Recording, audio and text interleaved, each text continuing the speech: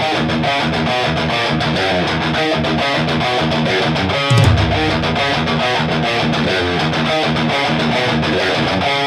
are ready and waiting for you now. If it's a fight that you dare see, we've acquired our strength through pain. No more are we pathetic and you are the reason why we claim that we've all become this way. And I regret this prison that I created for myself. You are watching or listening to the Music is Life podcast. You're either watching it on YouTube or you're listening to it wherever you download your podcast from. I finally got it right. Yes! Anyways, this is Louie Mavs, and I'm in the studio.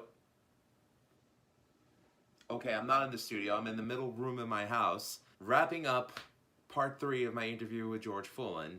I just want to thank everyone who's watched part 1 and part 2.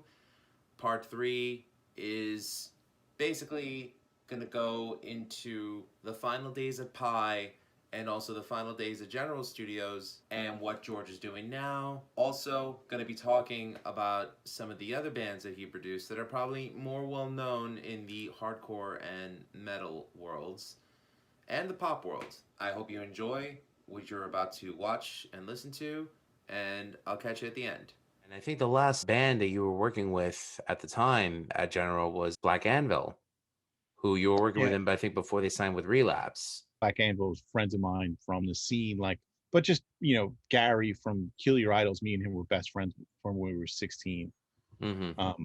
He played bass in Clockwise and left to start Kill Your Idols. Stayed close with them. I did a little bit of recording for Kill Your Idols, but when they were coming up with Black Anvil, it was like, man, I love it. I told him I never recorded a black metal record before, but I hear this as this should be brutal sounding. This should be brutal and dirty and with a lot of attitude. And they sort of heard the same thing. And we kind of came up with that first record sound, where sound like, to me, I was thinking of like early Venom records. Listening to it, it was a raw production, but it still sounded good enough that it was well produced, but it still had that edge to it. But when you're recording black metal vocals, a lot of people think they could get away with doing like the Fry vocals, where it's like they're not putting any energy into their voice or not getting enough air from their diaphragm and taking out. How hard is it to record black metal vocals? And like, how much does it take out of the singer? He's singing loud. So I did the first Black Anvil record, and then we did the second record. But the second record wasn't done at General Studios. I was already out of General Studios. We did that at a couple little studios on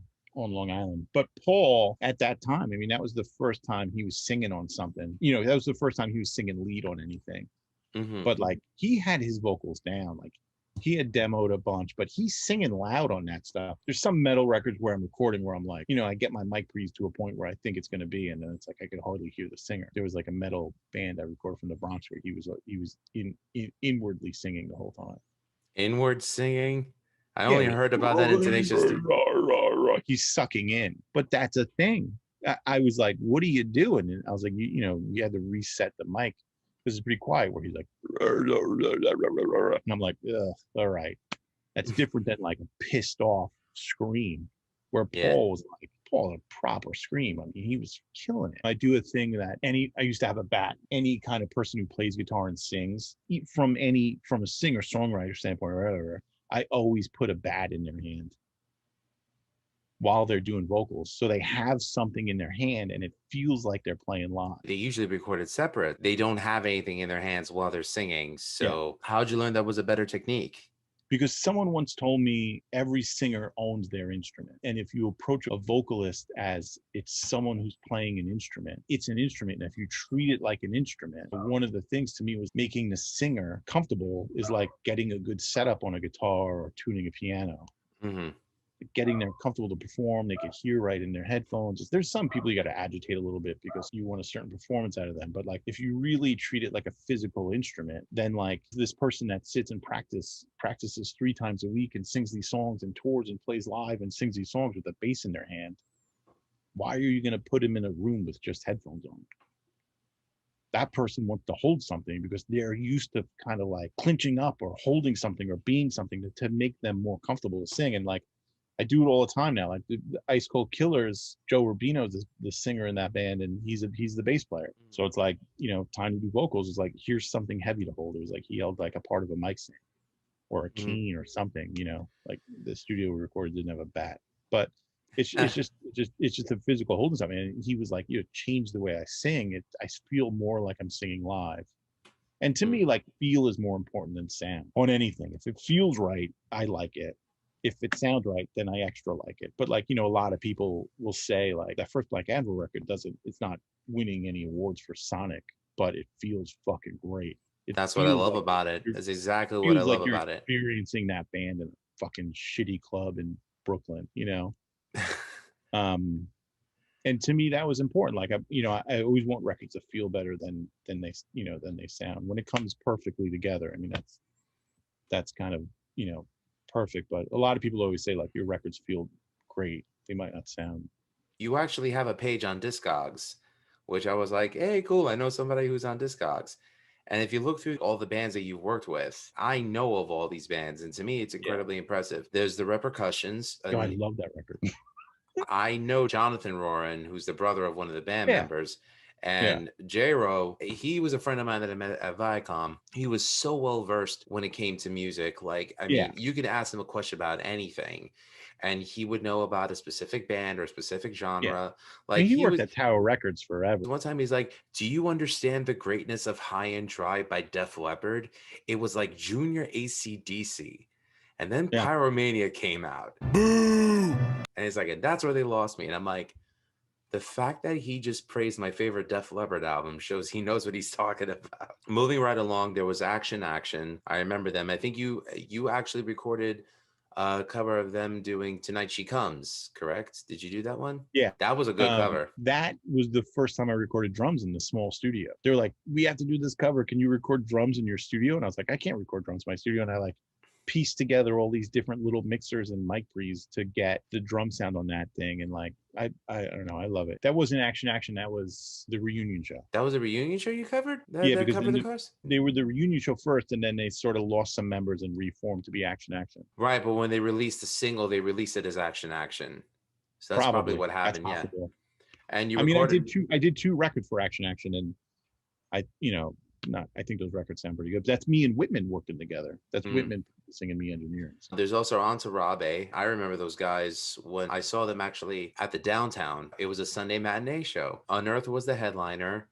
There was Every Time I Die, Nora, and Entourage, and they put on a sick show.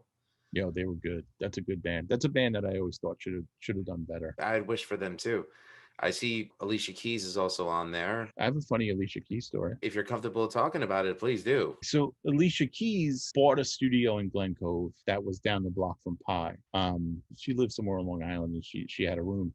And the way Alicia Keys makes records is she always has 3 or 4 songs going at once. So when it came time to finish her record, she would book out Pi, and she would pay full rate at Pi. But by the time Alicia Keys was at Pi was basically a private studio. I wasn't working there anymore. So was her studio more of like a pre-production studio then? No, her studio was like her studio, she put 2 really nice consoles in and built them out. I mean, it was a proper major label studio. It just was her place to go write and stuff like that. But she's so prolific and talented that like she could be in 3 places at once. And what she would do is she would start the mixing process of her record, and she would start mixing at Pi while she was then overdubbing at her place. But then because Pi had the Steinway and all that stuff like that, would come and do a little bit of recording at Pi, and between like songs being mixed, it just was this whirlwind of stuff.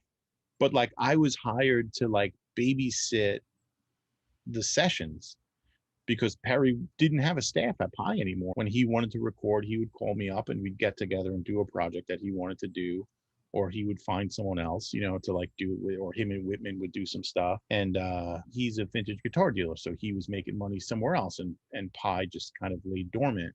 But Alicia Keys understood what Pi was, that it was this amazing studio that like didn't exist anywhere else at this time. And would come and book it. And part of the package was like I would show up. She had some pretty famous mix engineers, but they weren't like in the headset of recording. So like I'd set it to mic up, and then one of her assistants would do some recording into Pro Tools, or if they wanted to go to tape or something, I'd bounce it back. So like I hardly did any engineering on it. I was more of an assistant engineer, or just more of a studio like chief engineer liaison. Perry would pay my rate, so I'd make bank because he was making money, and he goes, I should share this money with you, and he'd pay me. I would make more money sitting in the studio with Alicia Keys than I was making at my place. So what I would do is I would try to book my place out. I had several engineers that would come and do some stuff that could work in Queens without me. They're like my assistant or whatever. Like, get your, hey, you can get a cheap day in at Douglaston. Like, get your band in. Like, I would try to hook up my assistants to get them to know the room better. It's like a normal thing. Like you help people out. The Alicia Keys thing, they were great. I worked crazy amount of hours for 2 weeks and make enough money to then pay the bills in Douglaston. It was fucked up. But that's how the music industry goes. So towards the end of the last thing she did there, like the last thing I worked on, they're talking about credits for the record, spell your last name. And I was like, no, I'm good. And they were like, what do you mean you're good? And I was like, I'm not really doing anything on the session. I don't need credit. Right. And the fucking engineer was like, like a major mix engineer. Like, he has sponsored plugins on Waves. Like, I use one of his plugins because I like it on, Waves plugins for Pro Tools. Like he's like a proper engineer who's mixed on that record. Mm-hmm. And I'm like, yeah, I don't need credit. And he's like, what the fuck are you talking about? You don't need credit. He goes, you're working on an Alicia Keys record. And I was like, what am I going to get? Assistant engineer credit? And he's like, yeah, that's what I was going to put you down. He's like, you've been helping me all week. You help with the sound. You help me like learn the room. You do all the stuff. Like, I really respect the work we've been doing together for the last 2 weeks. And I was like, yo, I record records. I'm a producer and an engineer. And I was like, I have an indie cred. I was like, and in fucking 2008, if my name shows up as assistant engineer on a Alicia Keys record, it's like people won't even think I'm the same person. It doesn't look good. If you're a fucking hardcore band or a metal band that wants to come to New York and record a record with George Fullan, and then you see that he's an assistant engineer on an Alicia Keys record, that's not fucking cool. And he goes, are you fucking kidding me? And he goes, just to fuck you. He's like, make sure that your name is on this record. What a dick. It's not a dick. It was like we were kind of joking and funny about it. And then like, a day later he goes, I don't even want to ask you anything anymore. He's like, I don't even want to ask you how this song sounds right now. You're such a dick. Like we were laughing about it, but it was, I was a little serious. Like, I don't need credit on an Alicia Keys. Like, no offense to Alicia Keys. Dude, I saw Alicia Keys play piano and sing, and it was fucking amazing. Like, one of those top musical moments in my life, just hearing her, like, how good she is. And, like, she's phenomenal, but, like, I don't need an assistant engineer credit on her record. I understand, yeah. People, it was just one of those things, and, I look back to those times, it was fun and good, and, like, I would agree with you. I definitely think she's one of the best singer-songwriters of the last 20 years. Yeah, and she's another person that doesn't show all that she's talented to do because of like, record label, whatever, and they want her to be a certain way, and there's an image behind her, and there's a machine that works behind her. But like, the truth of that thing is like, she could write the next Baby Shark. Well, I mean, she just strikes me as a person who is all about the music first before anything. Yeah. And from what people that I know of who have had the pleasure of meeting her, they say her kindness speaks volumes.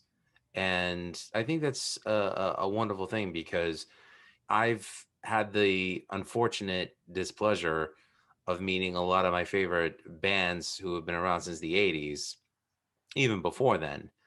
Like, I remember telling this on the Rat's Eye Review show. My worst ever experience meeting musicians was meeting the Scorpions and meeting Quiet Riot.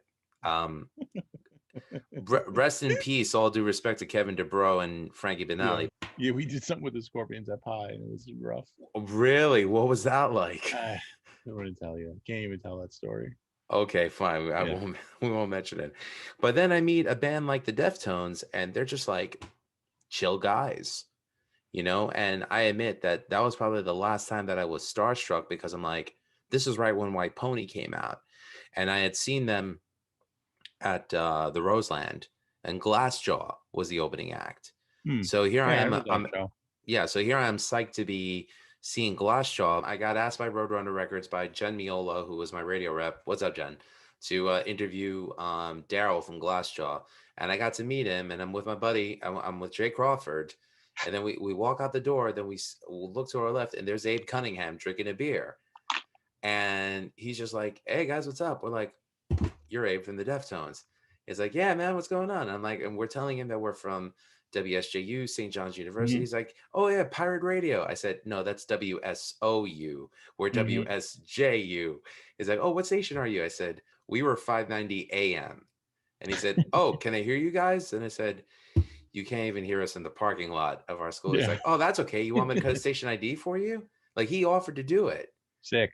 Yeah. And we were just like, "Yeah, sure." And he's like, "Hey guys, come on in the back." And Jay and I are looking at each other. We're like, "What's going on here?"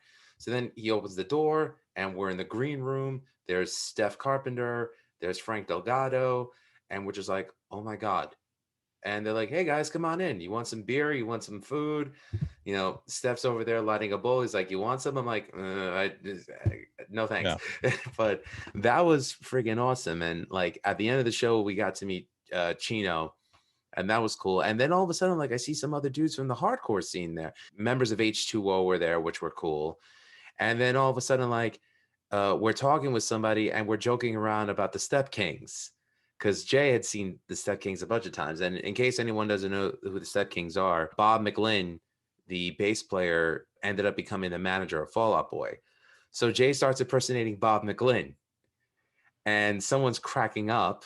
And then we turn around, and it's Bob McLynn standing there, realizing Jay's impersonating him.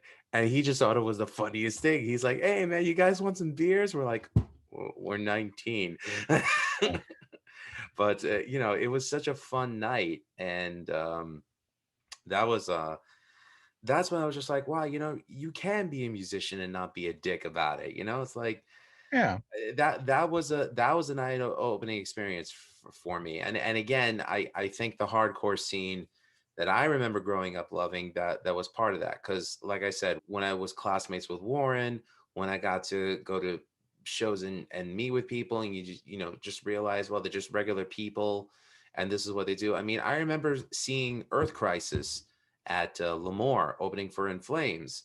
And we were hanging with Scott. We were just like, Scott Krause, the guitarist of Earth Crisis. We were like, "Hey, Scott, good show tonight."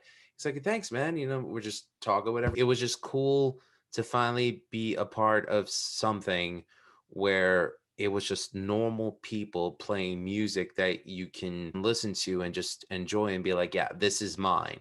I mean, that was always like, there should be no difference. Like, people are people. Yeah. You know, there really is no difference because someone could do something, or they write a good song, or they do something. It's like, yeah, you celebrate it in listening to their music and supporting them, but like, why fucking kiss their ass, or why should they be better than anyone else? Like, you know, I always found that the people coming up had the biggest attitude. Where I think I met one of the, I've worked with for a couple days, the biggest rock star in the world, besides a Beatle, Keith Richards, on a Rolling Stones record. I spent a couple days with him, and they mixed a song called "Thief in the Night" that he sang on. It's on a record called "Bridges to Babylon." And I mean, that's the one that had the hit single "Anybody See My Baby," I think, if I recall well, correctly. Yeah, which was Katie Lang's song. That was a Katie Lang song? So, well, Keith, technically, the chorus is very reminiscent of "Constant Craving." To the point where they had to pay her royalty. Oh, shit. And she's a co-writer on the song on the album. Wow. And Keith was talking about that while we were in the studio together, because the record was done. So they had a problem releasing that record and that single because it is Constant Craving. And Mick just probably heard that song and stuck in his head, and he wrote, "Be my baby." It's like constant craving. Exactly. Which was awesome. But I spent 4 really long days with Keith, and he walked into the studio and came over to me, goes, "Hey, are you George?" And I was like, "Yeah." And he goes, "Oh, I'm Keith. We're going to be working together for a couple of days." I was like, "Oh, nice to meet you." And he goes, "Oh, I'll leave you alone." I was aligning a tape deck, to I was setting the session up. And then from there, he was cool. I have tons of stories about hanging out with Keith Richards, and he was cool. And I'm a punk kid. So like, a punk hardcore kid. So I didn't, Rolling Stones, I didn't like them that much. They're not doing much for me, the Stones. Mhm. But spending time with him and just seeing how cool and you know, I don't know how down to earth a guy like that can be, but he's pretty down to earth. We, you know, we talked about a lot of stuff. One of his dogs had passed away a few months, and he was just telling me stories about his dog and how he misses his Wow. dog, and it was like, it was wild. Like, Yeah, it's amazing because, like, you think that you end up liking the person even if you don't like their music. And sometimes yeah, you can probably despise someone's personality, but you like their music. It's an interesting dichotomy because when you think about it as people, you'd rather support the nice guy and see him yeah, succeed and wish the best for him. Meanwhile, the guy who probably writes the best songs from since Twist and Shout, it could be the biggest tool bag in the world, and it's yeah, just like, oh, I hate him, but fuck, he could write a good song. yeah. I mean, one of my favorite bands from Long Island of all time, still to this day, is this band called Garden Variety. Like, I love Garden Variety. Own everything they've ever put out from their demo. I still listen to it, monthly, if not weekly. It's Hmm. just on constant rotation, for the last 25 years or however long they were band. Early on, somebody complained about like one of the guys' personalities in the band. And Hmm. and I would go to, I'd go to Garden Variety shows and try to get them on Clockwise shows, and they didn't do that well on Long Island, but they toured a lot. I Hmm. think because they didn't do well on Long Island, they toured a lot. And they were pretty popular band up and down the coast and at the time, and like, fuck, they're fucking good. But like, I heard one of the guys was not a nice guy, and I never met them. I never talked to him. Hmm.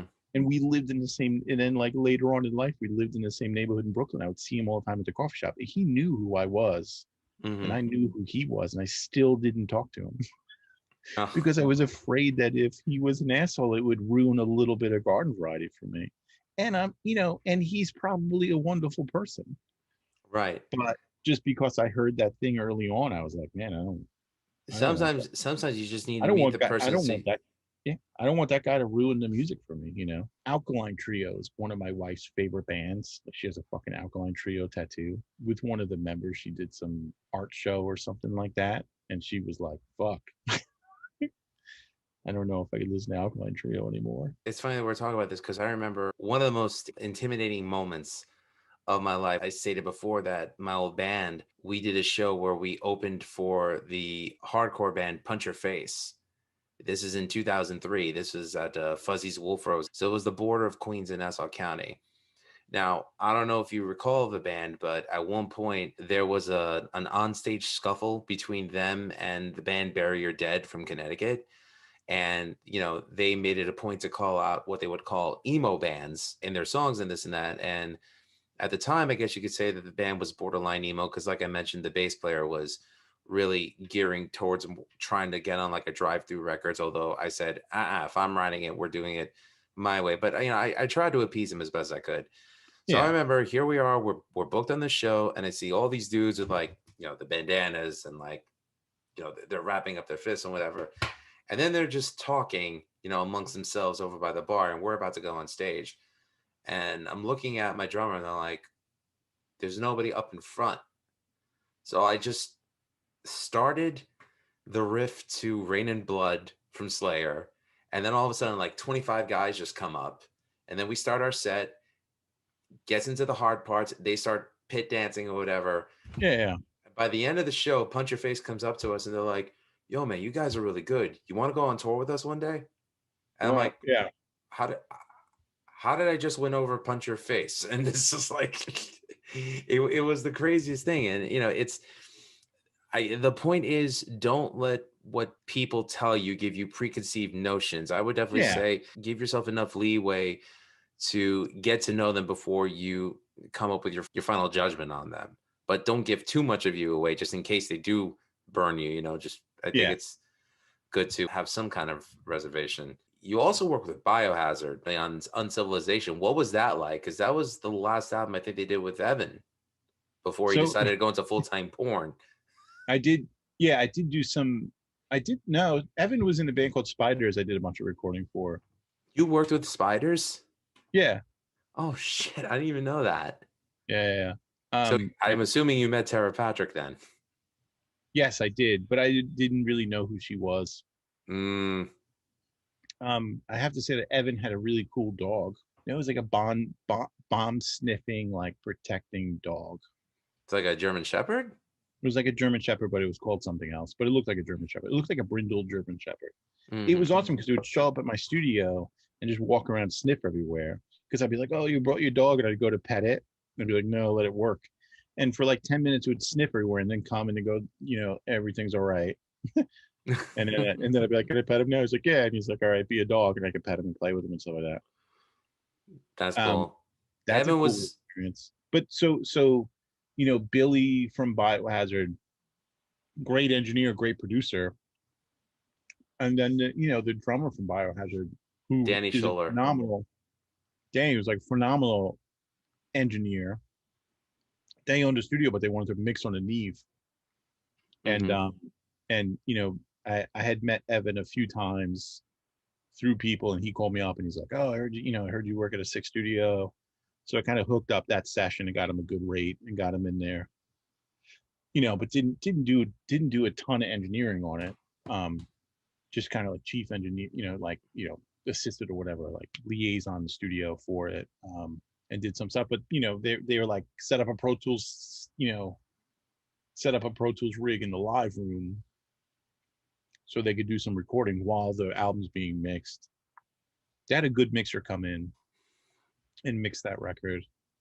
That was a lot of fun, that record, and I was in and out of the studio. I was at Pi. I got to sing background vocals on a Biohazard song. That is pretty awesome. And, my 15-year-old self through the moon. Biohazard was my first exposure to seeing a hardcore band on MTV, because at the time, Punishment was played all the time on Headbangers Ball, and love that song. I still do to this day. Going to Sundance and being that, it's like, they were sort of like that crossover stuff, but also like Danny, like those beats he was playing were like, they were insane. Hip hop beats to like metal stuff, but then straight hardcore stuff. And also seeing them live, even before their first record came out, was like insane. There was a good show. I think I remember Evan was a bass tech for Peter Steele back when he was still in Carnivore. Biohazard started from that. I think that Danny and Louie, Danny from Biohazard and Louie from Carnivore, two of my three favorite hardcore drummers.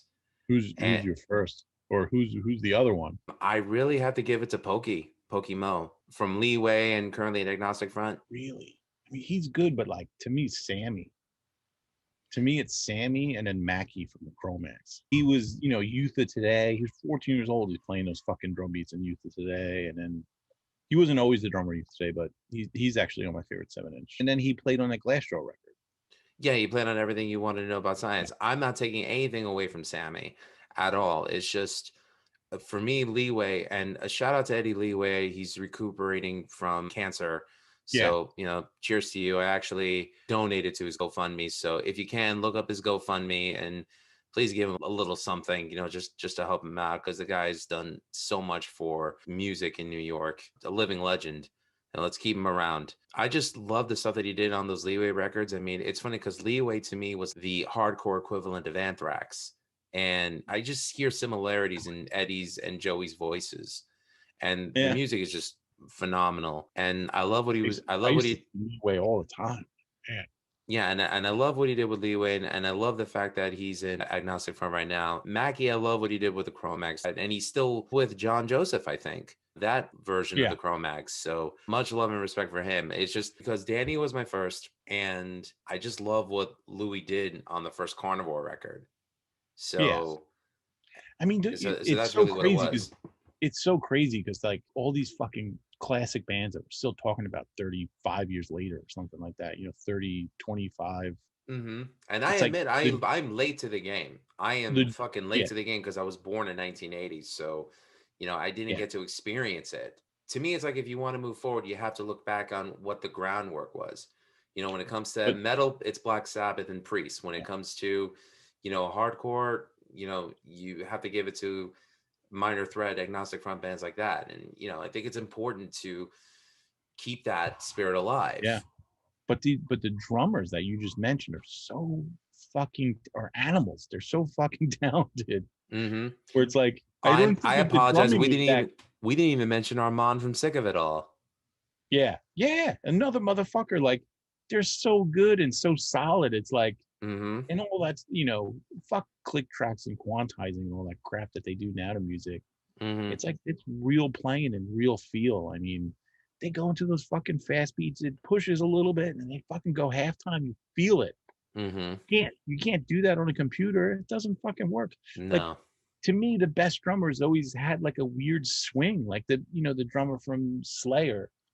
Dave He'd play those Lombardo? beats, Yeah. but there's like a weird swing to those beats. It's danceable. It's feel like you feel it. You Because quantize the shit out of that, it's gone.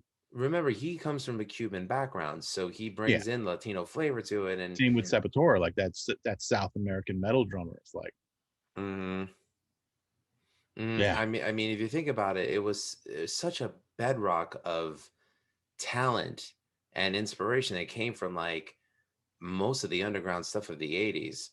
And to me, that's what like that's the metal that's close to me. I mean, say what you will, yes, the hair bands, they had their time, and they had their time in the yeah. in the spotlight. They weren't But posers. yeah, but Fall back. I'm I'm not taking away anything from them in terms of their success and whatever, but it's just for me that dirty underground feeling Yeah, was what catered to me as a kid growing up. but also like the talent it cultivated, and there probably was some sort of competitiveness, but unspoken, because again, it's the hardcore scene, and everyone's kind of buddies or whatever.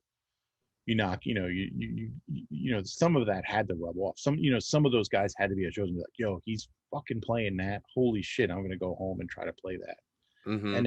And then what that built off. But it's, think about, you know, think about through the '80s, and like, just looking at the different scenes of like, Bad Brains influenced Minor Threat, and then it's like Minor Threat influenced, all these different people, and then Bad Brains moves to New York City because Mm-hmm. they weren't really welcome in DC anymore. Mm-hmm. And it's like how New York just explodes after a couple of months of the Bad Brains here. It's like you just And get the explosion of music because of this one band shows up and fucks everyone, like and it's funny just that blows everyone away. we're talking about the Bad Brains because one of the things that we were talking about before the interview started, we were just shooting the shit, and we were talking like George remembers at the time where the hardcore scene was, I dare say, infested with white power skinheads, as opposed to Doc Martin skinheads who hated the white power skinheads, and they would beat the shit out of them any chance they get. But the Bad Brains are four Jamaican Rastafarians from DC who, without them, I don't think hardcore as we know it would have become a thing. Yeah, no, I don't. Four jazz influenced punk rockers Yeah, I from, don't even. You look back at it, it's like the Rastafarian thing. I don't even. I watch a lot of documentaries on the Bad Brains and stuff like that, and that wasn't even that huge of an influence when they just wanted to play fast. They just yeah. were just four dudes that wanted to play fast, and like, it said early on that HR was trying to be Elvis, and it's like He ended up becoming HR, and I'm just glad yeah, about that. It was fucking awesome. yeah, and and it's so unique. You don't even have to put a color on it. It's unique, insane music. Like it's just an innovative and all, and still stands up. My favorite Bad Brains is called Black Dots, Mm-hmm. and it's really, really live sounding recordings of them, and I fucking love it. It's got a lot of the stuff that became other records, but I love it. It's just so fast and dirty and so much attitude to it. And it's like, to think about at the time when it was happening, no one was doing that. But then also to think about at the time, it's like, I put it on today. It's better than anything I can listen to today. Like, Oh I'm sorry. yeah, I agree. I mean, and I go back and forth between three Bad Brains albums. I go back and forth between the self-titled, the yellow Yeah. one, Rock for Light, and Quickness. I mean, Yeah. I just love those three albums. And it's funny because I've Go played it for. go listen to Black Dots. I definitely will. Yeah. To me, it checks all the boxes. What I meant by emphasizing the fact that they were four Jamaican Rastafarians, it was because I knew growing up that being from New York and seeing what you would call skinheads on like the talk shows like Donahue and Yeah. Geraldo and shit like that, where, you know, that became unfairly associated with the hardcore scene. And Yeah. to me, it's like I'm always someone who would rather focus on the positive. And the fact that the first hardcore band to break out were the Bad Brains, it's like I think that just goes to show you that leave your freaking political race bullshit at the door. I mean, Yeah. there's no point for that. There's no reason to exude Yeah. that kind of mentality, especially when it comes to music. Just fucking enjoy it. Yeah. And that's, you know, do what you love and enjoy it. All it takes is one schmuck to ruin it for everybody. Yeah. It's one of those things. I mean,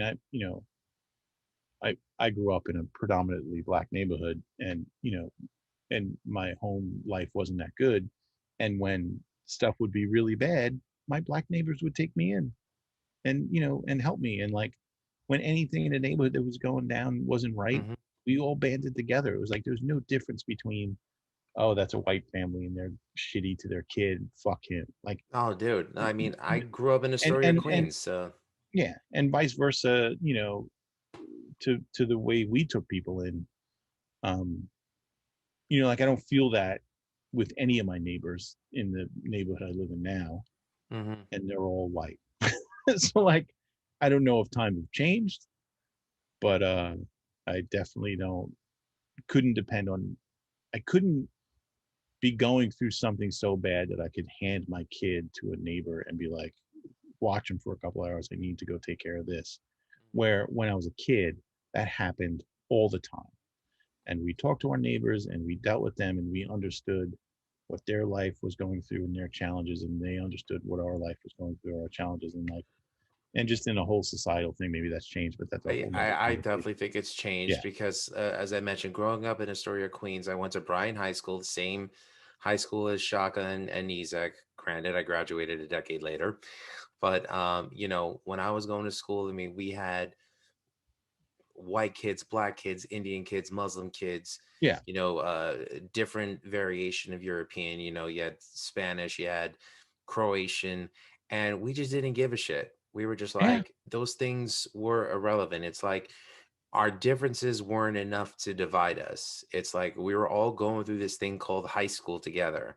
Yeah. And for many of us, it sucked, but we made it better for each other. You know, like Yeah. two of my friends, the Wiggins brothers, Jana and Jamala. Um, Great guys, served our country in the military. And I remember telling Jana when things went down last summer, I don't want to mention what it was, but I said that, you know, people like him, his friendship, it made high school more bearable for me. And I said, Yeah. thank you, you know, and he was just like, I didn't even know I did that. And I'm like, well, you did. So, Yeah.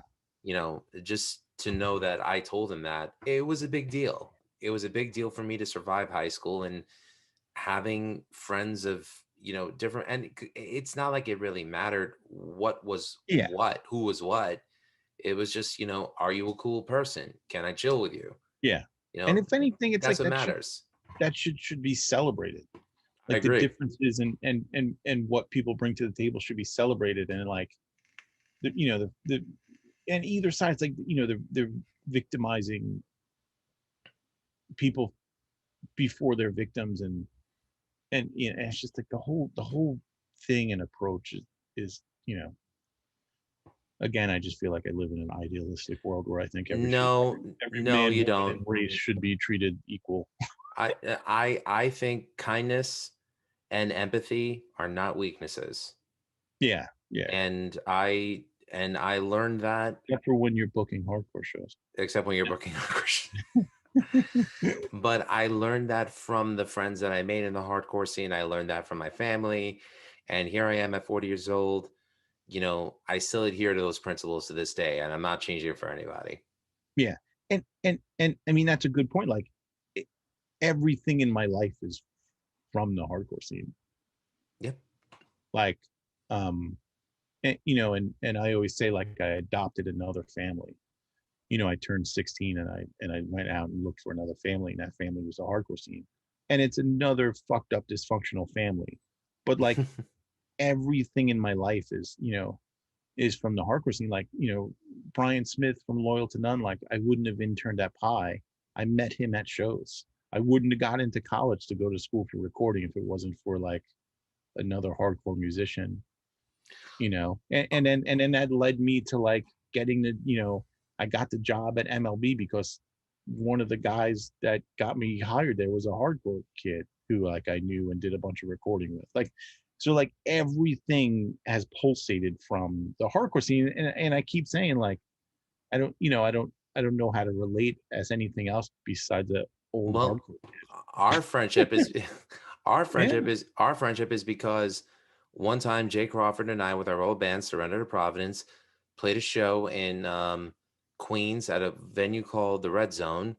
There was this band Kiss the Bottle with Julie Rose, Yeah. who was a singer at the time. We became friends. A year later, she introduced us, and here we are 17 years after we met, and we're Yeah. talking. So, Yeah. I'm eternally grateful for that. Yeah. So am I. So I'm just gonna ask a couple more questions, and then we'll wrap it up.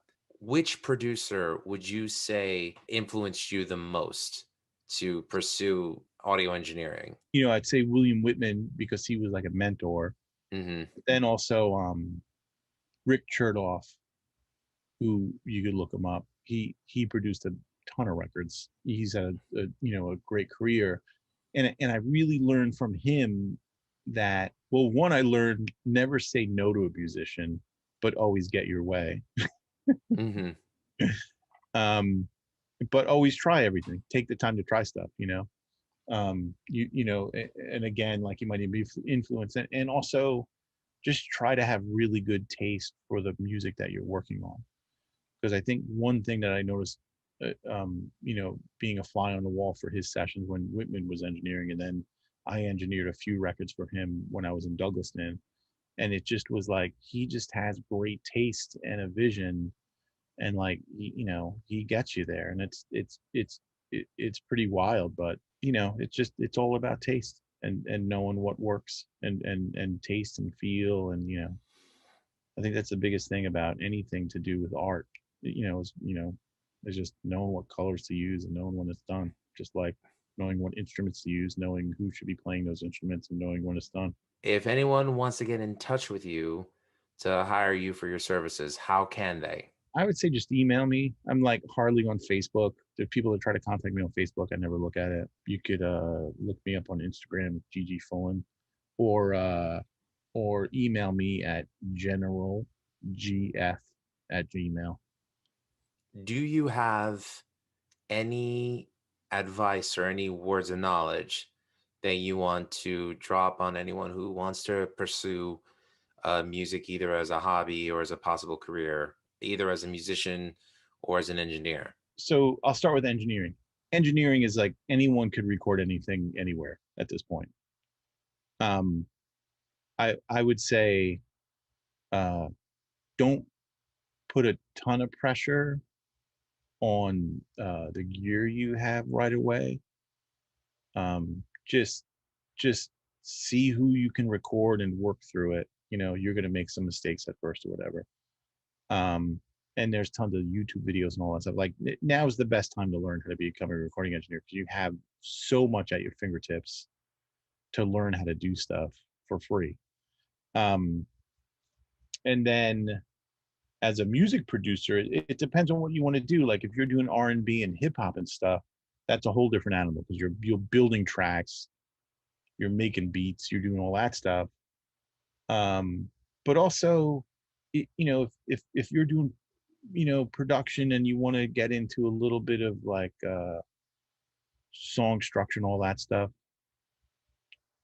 I would say go to local coffee shops and go to open mic nights and sit around and wait for someone to like that you like and say, hey, you want to go work with me? I know an engineer, I could do some stuff.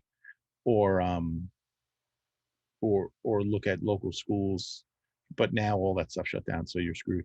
Go into banking, investment banking. The hedge fund thing is pretty cool. No. After what happened with Robinhood, no. I would say And then if you're like a musician, you can always find someone to play with. If you're a guitarist and you don't feel like your songs are that good, you can find a singer songwriter to work with. Hey, I need to play with this. I need to play with this. There's always other people out there that are willing to play with you on anything, right? You might not be what you like right away, but you might learn a ton of stuff. Like I don't know, like I was a couple months ago, I was in CVS, and the guy it's 1 o'clock in the morning, and the guy behind the counter was like bummed out about something, and I was talking to him, and he's like, oh, I just want to be home writing music. And I was like, well, what are you doing here? And he's like, oh, I got to pay bills. And I was like, well, what do you do when you go home? I was like, you writing songs? He's like, well, I make beats and stuff like that. And I was like, well, you can find songwriters. You can find songwriters. You can find artists. If you have the drive and talent to do that stuff, do it. I was like, come to work here every day. This is just passing your time. I was like, this is your means to an end. You're paying rent right now, or you're buying new gear. I was like, just do it. I was like, you can find people to do anything. Put an ad out. Hey, I'm a producer. I want to make beats for you. Someone will show up because you're giving it to them for free. And then you're working with that person. You could write a hit song with that person in 3 years. Who knows? Just do it. Don't sit around and complain about it. It's like when I had time in the studio and I could record a band, it was like, I'd call up, hey, Gary, you got any projects you want to do? Hey, you want to do this, blah, blah. It's like I set the studio up down here, and it was like I put feelers out, and I'm like working on one of the best records I've ever recorded. Ice Cold Killers record comes out in May. Watch for it. Yeah, watch for it. So, it's one of those things where it's like, I mean, obviously I had 20 years experience, and I know a lot of people who record, but or I know a lot of musicians, but it's like there's always someone willing to do something, especially if you start off giving your services for free. You'll get work. I don't care. If you're recording in your mom's kitchen, you'll get work. Mm-hmm. If you come out of the box and you think you're going to make, if you think you're going to be a Kanye or something like that right out of the box, that he busted his ass. The first couple of years he busted his ass, and still while he was making his first couple of hits, he was still busting his ass. I don't even really like his music that much, but I understand the work and the talent that dude puts into his songs. You gotta give credit where it's due. Absolutely. Yeah. So like there is no easy road. Like even the people who hustle and stuff comes to them, they're hustling. That's work. Yeah. So I don't know if that answered your question. No, it did. It did. It's sage advice. What I want to do is I'm going to conclude this episode of the podcast by saying when my wife and I came to him to meet with him about discussions before recording her album, I originally thought you hire a producer to do X, Y, and Z. Well, George from the get-go always said that he was an engineer, but he always made it a point of what do you want? Meaning, what do you as the artist, as the person, who's performing the music, what do you want in terms of sounds, in terms of the audio experience that you want to provide for the listener? And I'm really proud of the fact that you made me think you made Aaron and I think about what we wanted to do with her album before we went in there. And it made the recording experience a lot more easier and a lot more fun, and at the same time challenging, because it pushed us to get the best performances out there. And I came into it thinking that my shit didn't stink.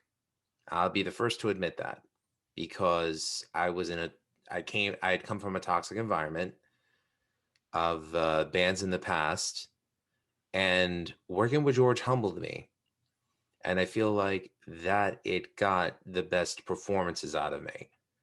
And I learned more from you than probably anybody else than I did in my 20 years of performing, writing, recording music, to a point where a lot of what you taught me, I still use. For me, you were not only one of the best friends, but also one of the best engineers that I had the pleasure to work with, and one of the best teachers. And I still adhere to a lot of the principles that you taught me to this day. When I write a song, I write for the song, not to feed my own ego. To me, that's more important than playing a million notes per second, knowing what to play and when not to play. I learned that from you, my friend. And I've always wanted to say thank you. So thank you. That means a lot to me. So thank you for saying it. I also got you to play clean guitar, which you were like, what? This is true. Put a little reverb on that nice clean guitar. It's what the songs wanted. I don't know. I don't think I'm the best in the business by far. But your shit. I know my shit, and I try to make the experience of recording the most positive it can be. Mm-hmm. Like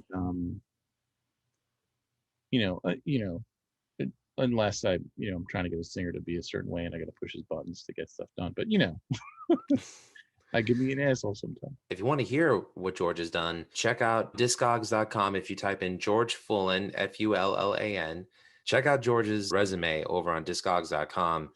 And if you could find any of the stuff, please purchase it, because George wouldn't put his name on anything that was shit.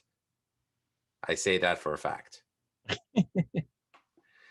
So, George, I just want to say thank you for coming on the Music is Live podcast and indulging me and entertaining the viewers and listeners for as long as we have, which is at this point almost 3 hours. Yeah. But thank you for having me, and good luck editing this interview. I'm gonna do the best I can. But anyways, if you need me to say welcome to part 2 of the Nah, I'll be all right. George, thank you so much for being on board with this. Don't forget to check out Rat Style Review Network on YouTube and subscribe. Also, check us out on available podcast platforms: iTunes, Google, Spotify, Amazon, Pandora, if you still listen to Pandora. And please like and subscribe to the Music is Live podcast on YouTube as well. Please comment. We do accept donations. Music is Life podcast@gmail.com through PayPal. And shout out to all the other shows on the network, including Beyond Bushido and also Right Opinion, Suck My Balls, the South Park podcast, and also Vieira Vault with Ralph Vieira, aka Dr. Fuck, and also some love for Aaron and Chris over at Decibel Geek. And with that, I say, George, thanks for being a part of the show. Thank you. As always, a pleasure talking to you. Same here, my friend. And peace out to everyone. Have a great night. Music is Live podcast. Here's your... let me take that again. 5, 4, 3. Stop laughing.